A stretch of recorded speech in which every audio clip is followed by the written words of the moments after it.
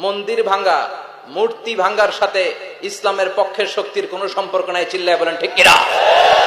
ইসলামের পক্ষের শক্তি মন্দির পাহারা দেয়। তারা সাম্প্রদায়িক সম্প্রীতিতে বিশ্বাসী, কোন দাঙ্গা হাঙ্গামা সন্ত্রাসবাদে ইসলাম বিশ্বাস করে না। চিল্লায় বলেন ঠিক কিনা? ইসলাম হচ্ছে শান্তির ধর্ম।